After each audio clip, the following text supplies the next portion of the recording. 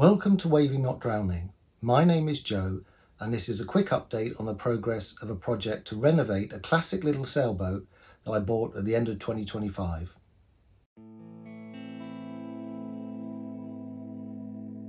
In a previous video, I explained why I bought a 1980 Leisure 17 SL and highlighted that she needed a bit of work to make her properly seaworthy.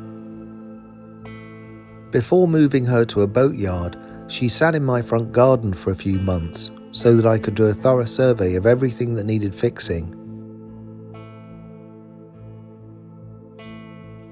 The list of things that required attention included the stanchions,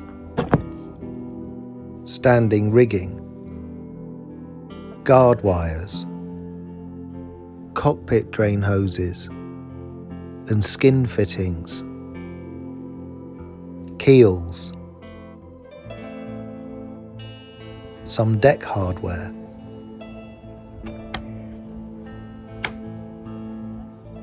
the wiring and electrical equipment.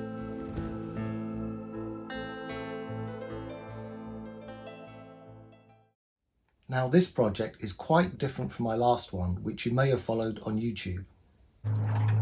The purpose of that project was to restore a wooden lugger designed by Paul Gartside, a boat that conveniently fitted into my garage, which meant that I could do all the work myself at my own pace. This time, things aren't quite so straightforward.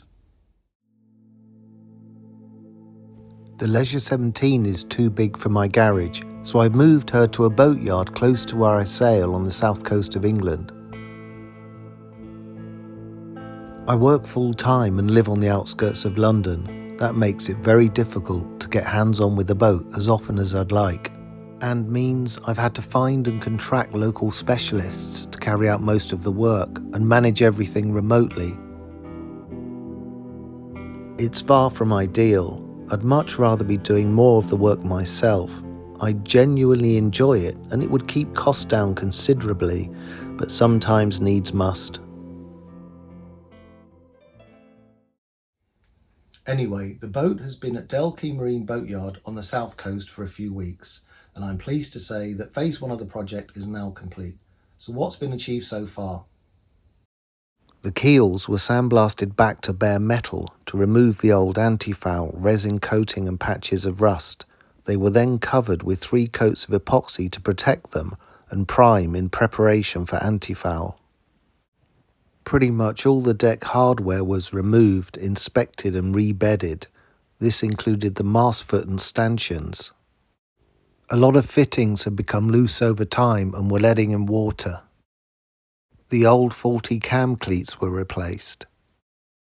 The hull was polished and buffed. Cockpit drain hoses were replaced and ball valves were fitted, along with new skin fittings. And finally, the hull received a fresh coat of anti-foul. So what was the cost of phase 1? Well, less than I was expecting. Labour, parts and tax came to £1,335.